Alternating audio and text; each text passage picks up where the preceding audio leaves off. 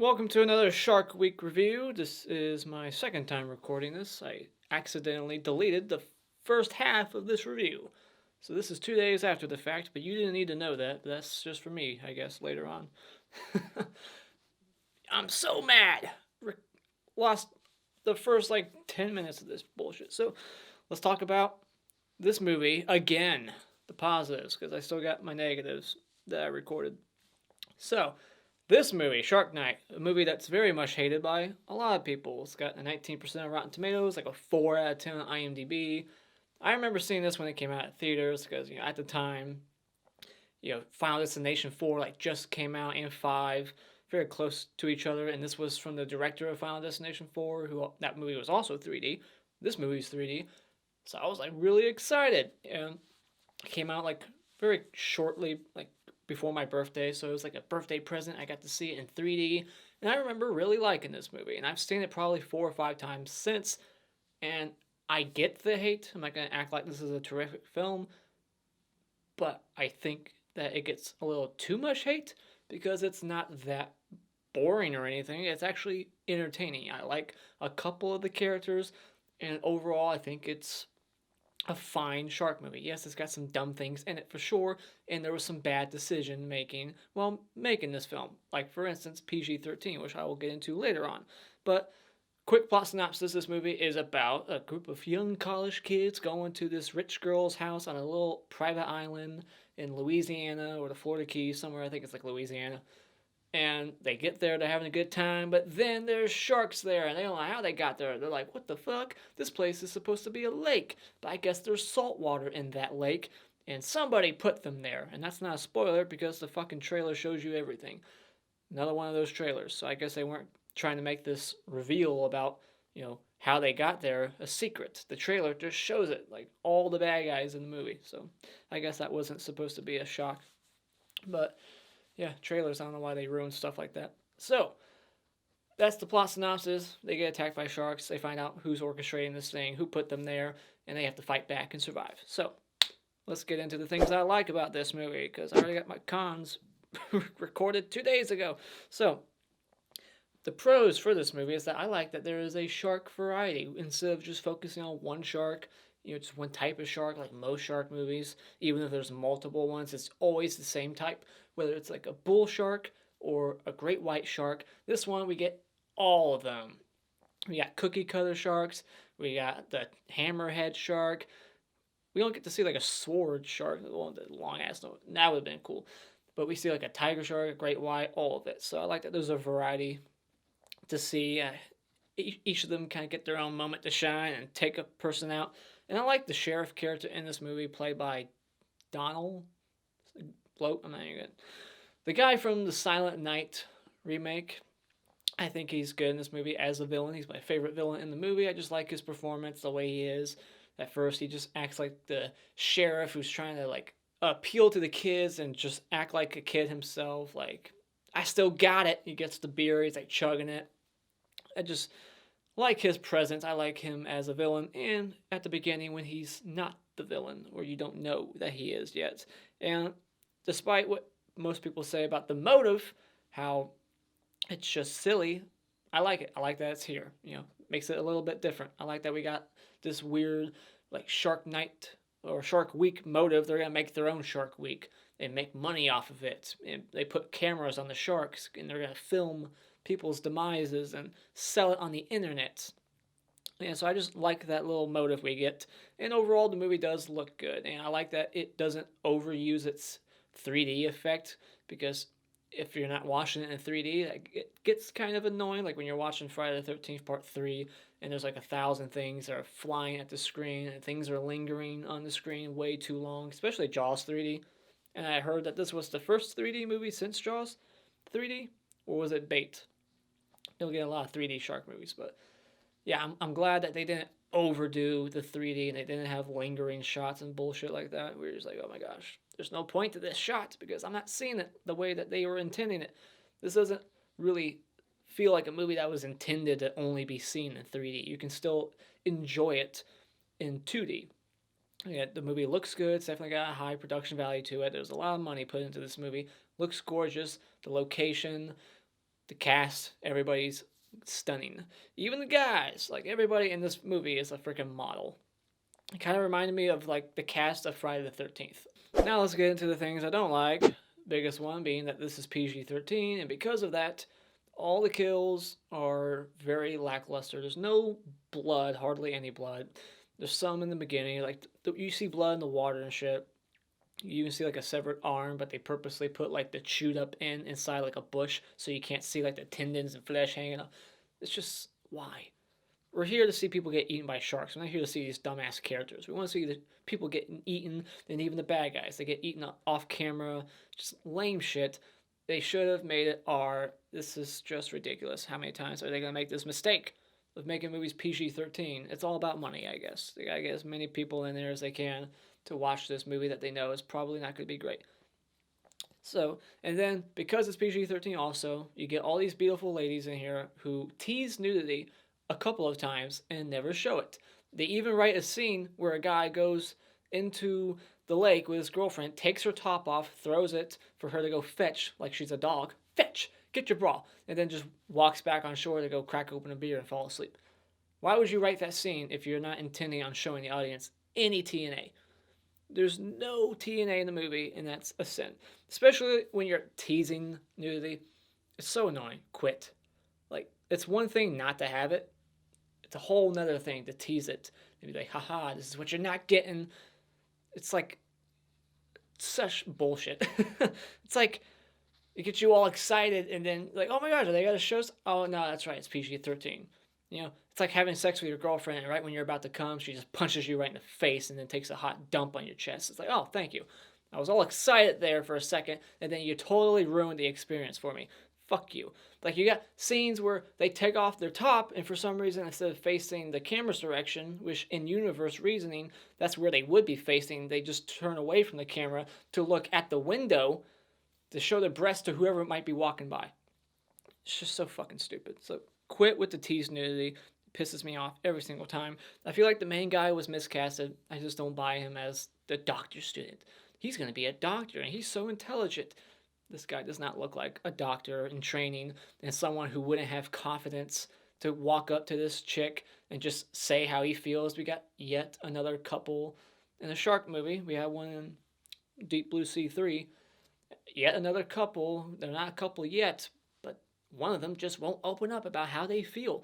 It's like, I don't buy it for a second. This guy would have no problem. All he would have to do is walk up to her, lift up his shirt, say, look at my six-pack. Now let's go crack open a six-pack and make some waves, if you know what I mean. This guy would not have any problem. But, yeah, just I don't buy him as the shy dork going to be a doctor. Like, Joel David Moore, if he was that character, I'd buy it way more. So they should have reversed that shit. Like, Joel David Moore is, like, very confident and forward. That's how the other guy should have been. And the reveal, it's in the trailer. So if you saw the trailer, it's definitely not shocking. But even going into this movie blind, still not shocking because they kind of choreograph it. Like, these people are sketchy as fuck. They're racist rednecks. Of course they're up to something. One guy even has shark teeth that he never uses on anybody. He's going to at one moment, but then they just stop that. It would have been nice to see him like chew on a chick's throat or something.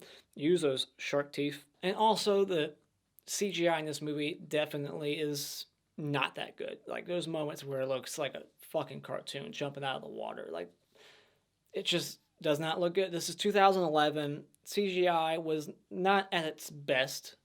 I feel like we've kind of gotten there now, especially with all these Marvel movies. Like, we are like reaching like the peak of CGI. I think we're almost there. If not, we've already been there. But 2011, this CGI just does not look that good. I'm not sure where the budget went, but they should have spent more of that budget with the CGI, because some of these sharks, man, they do not look good. Even the practical shark, when they drag the hammerhead onto the shore, that it's practical, but it looks extremely fake to me. Okay, so we get this guy with the scar under his eye, and he's supposed to be like disfigured. Like, it's the reason why he's so pissed off at this chick and wants to kill her and all her friends. You know, that and the money, of course. But I'm not buying it. Like, they say so many times in this movie that he's like mutilated. Like, he's like, look at my face. And she supposedly took like a freaking motor to like a boat to his face, a propeller like chopped at his face, like he's Jason in Jason Lives, he would look a lot more fucked up than that, a lot more, and like that's just a little tiny scar. That's no reason to be pissed off like he is. And he even says at one moment like, "Say it again into the ear you didn't fuck up." Like, say it to my good ear, and we never see the bad ear. Like the way that's framed, I don't see the bad ear. They never do anything. There's no attempt to make this guy look mutilated, like he's disfigured. He's the Elephant Man. He got his whole face fucked up, and his ear is missing. Nothing. There's no attempt at that. There's no practical effects there. It's lazy. They didn't do anything to make him look ugly. In fact, again, he is another beautiful person. All the guys and girls in this movie are all freaking models. So it's yet another miscast. They should have really made him fucked up, and I would buy why he's so pissed off. And he even give the other guy, Josh Leonard, they give him shark teeth, and he never gets to use those shark teeth. So I guess it's just there to be there. Like, oh, he's got shark teeth because whatever. It's just kind of silly. But yeah, final thoughts. This movie, despite everything I've said, it's still entertaining. There's a couple of good characters in here. I like the sheriff villain. I like some of the comedy in the movie, especially from Joel David Moore's character. It's a good looking movie. I can see why they would want to go to that little private island. It looks gorgeous. I would swim there. And I like the variety of sharks, like I said, but it shouldn't have been PG-13. There should have been more gore and like blood on screen, people getting devoured. There's none of that shit here. The CGI is aged. So I'll say when it comes to Shark Night, maybe just rent this one at Redbox. Alright, now it's time to really spoil the movie. Let's go through this. So we open up with a blatant Jaws ripoff. We got a woman in the water being dragged side to side, just like in Jaws. So they just couldn't come up with anything different, I guess. But her douchebag boyfriend goes out there first, takes off her top, throws it, and is like, alright, fetch it, like she's a dog. Like, fetch it, fetch your bra, and then just walks back onto shore to go sleep or some shit. It's like, why would you take your girlfriend's bra off and not have sex? Like, you think she's gonna fuck you after that? I don't think so. And then we see this gaming session, and it's so poorly done. Like, A, I don't even think the remotes were on. B, he like signs him in, but then when he walks up to the TV and looks at it, it's not even a split screen. Two people can't play. But then like after it cuts back to it, it's a split screen after, but it should have been a split screen on the other shot. And then what they're doing with their hands does not match up with what they're doing on the screen, and it shows that they're playing a live match of Halo, and they somehow pause it. But when they pause it, it doesn't look like a pause menu. It just looks like the game froze. Just like they froze it somehow. That's not how the game would fucking work. And for some reason, like Joel's character, he is playing with the people he's playing with are on like FaceTime monitors on both sides of the screen, which would just be very distracting. I'm not sure why he's playing that way. So, and then the only nudity we get in this movie is a male model, one of the main guys in the movie, who I think was in the Piranha 3 Double D movie. He looked familiar. I think that's where I saw him. And then we get this really long, unnecessary car POV shot, like showing them traveling from point A to point B, just to have like this song play during it, just to add another like pop song to the film. And then of course there's no cell phone service on the island, and when they get there doesn't seem to be a landline either. There's no landline. They don't have a phone, really. Like, why would there not be cell phone service out there? I call bullshit. And then there's these tropes, of course, like the creepy clerk at the gas station. Okay, you just officially creeped me out, so he's buying. Who has cameras in the women's bathroom. He's just looking at them with their friends, like right in front of him, being an idiot. And then there's the racist rednecks who you just want to die right away. And Malik, as soon as he gets to the house, he foreshadows his demise by putting his hand in a fake alligator head. And later on, he loses his whole arm. So I thought that was kind of cute foreshadowing thing. I've never caught that before this viewing. And then we see a dog swim, and there's just something about the way dogs swim, especially in this movie, just the way this dog looks. It's so cute. Just seeing dogs like kick their legs, the way they swim, it's just adorable. And then we get a Jaws 2 scene with the water skiing. The guy gets bumped off of his board, falls in the water, and gets his arm chewed right off. And somehow was able to swim very quickly back to shore with one arm, and even takes out a freaking shark later on with one arm. So this guy's a badass. He doesn't need two arms. And it clearly sometimes looks like he just has his arm like in a thick shirt like behind his back. And so then the guy goes to retrieve the arm, and then that's when he sees that there's sharks out there. They thought like he just got his arm chopped off somehow, some other way. They didn't think there was a creature out there. And so after the Jaws 2 moment, they go to drive him to, a hospital, but then the girlfriend falls off. The shark is swimming so fast, and they're swimming as fast as they're driving their boat as fast as they can because it's an emergency, and the shark hits the boat so hard that the girlfriend falls out, and they throw the lifesaver ring to her, and they're like, grab on, and they're like, all right, we're going to drag you, and they just take off. That's the dumbest scene in the movie. Like, okay, so that shark was fast enough to catch up to you, to hit your boat so hard that she flew out, and now you think you can just drive the boat faster now, and the shark's not going to catch up and eat her. And it does. And it's like, well, of course. What they should have done was just drag her into the boat as quickly as they could, not just drag her across the water 40 plus miles an hour on that speedboat. That's not comfortable for her. All the water just splashing up in her face. She would probably drown, just breathing in all the water just going up in her face. It was a stupid scene. This guy's supposed to be a doctor.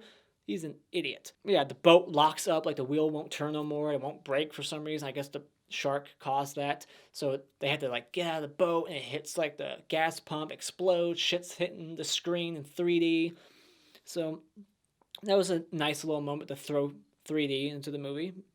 And so then Joel and the chick, whose name I did not write, they leave with the rednecks, and I like that Joel he's like, I'm not gonna leave her alone with these fucking crazy people. So it's that makes sense that he would go join her.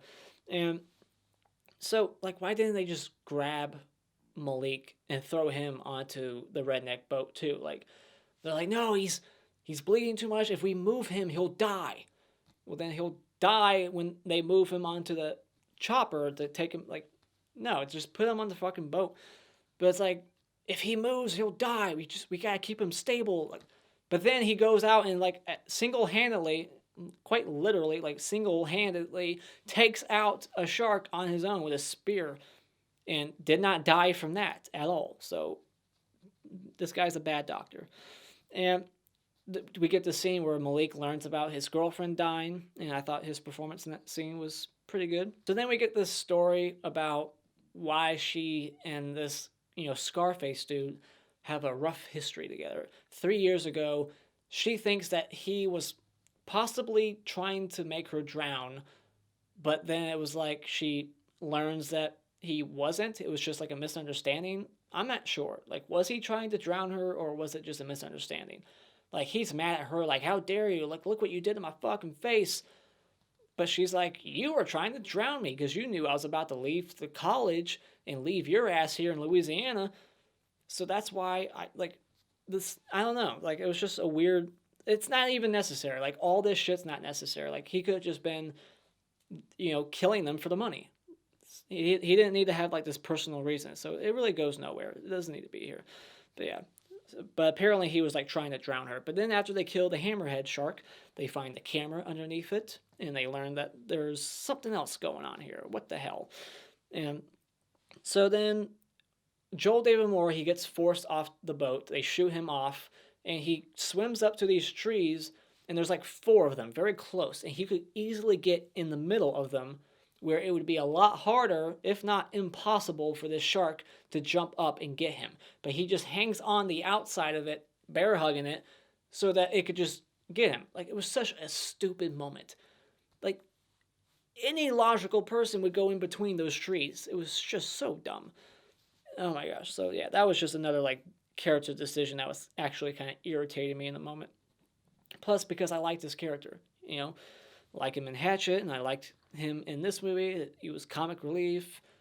I liked him, and then boom, stupid decision, knocked his character down a couple points. And so then we see the cookie cutters, and before she gets thrown in there, she stabs Josh Leonard with the knife in a non-lethal spot, as always. It's like, why would you not go for the throat or the brain, the eyeball, something that would, kill them? Not, I'll go like here. It's so fucking annoying. It's in horror movies all the time, especially like slashers. Any movie that has, a human antagonist, I guess, they always stab them somewhere where it's not going to do shit. But yeah, then she gets thrown in there, and then she's getting eaten by all the cookie cutter sharks. And it's just another missed opportunity because it's PG-13. These things could have destroyed her. Like, there's so many of them. We could have gotten shots of, like, them going in her belly, like, going in and, like, coming out of her eyeball. Like, they could have made it gruesome. But no, it had to be PG-13. Fuck me. And then the poor dog, they throw it overboard. But it survives. The dog lives. So then, like, Malik kills himself. He's being transported on a jet ski. I'm not sure why they didn't do this earlier. But he's on a jet ski with the nude model guy, and he's just like, whatever, I give up. I'm coming home, Elizabeth. And he just jumps off and then gets eaten by the shark. And then the other guy turns around, tries to save him, but then realizes that it's a lost cause. Too late. Turns around, and then boom, shark jumps right out of the water. It's like a great white, I think. Right out of the water and almost like takes his head off. Again, missed opportunity. Like, it's so clearly just taking his head. And it's a very bad CGI shark too, but could have chomped his head right off. That would have been awesome. And then just have his body still be on the fucking jet ski driving off with no head. Something like that. Something to make it silly. Blood squirting out of the neck. Something. Come on, just make it R. Quit with this PG-13 nonsense. And I like how the redneck is saying through like the walkie-talkie these damning things that would incriminate this sheriff if he was in front of the wrong people at that time. Like, hey, we just murdered these girls. You want to come see? Like, look, why would you say that over the walkie-talkie? Like, what if he was like at the police station? They don't know where he's at, do they? Like, what if he was at the police station or something and just talking to one of his cop buddies, and then they say that over his walkie, and it just plays out loud, and then they're like, you got something you want to explain, Sheriff? Like, why would you say that shit out loud? Like, just the most damning things, like, uh-oh, cover's blown. And so then we see the tiger shark, and it looks absolutely terrifying. And then we learn about the motive. They're trying to make money by filming shark death, because they realize how much money Shark Week makes every year, and I like that he gets set on fire, and his only option to not burn alive is by jumping into the water with the tiger shark, and he gets locked in there, so he got to basically almost get burnt alive, like some of the worst fates ever, being burnt alive, being eaten alive. He got to experience both very in quick succession, and he says something that made me laugh out loud. I thought it was hilarious. I don't know, it just hit me right. He was talking about, like, March of the Penguins, and he was like, it would be hilarious to have Morgan Freeman do a commentary on your death footage.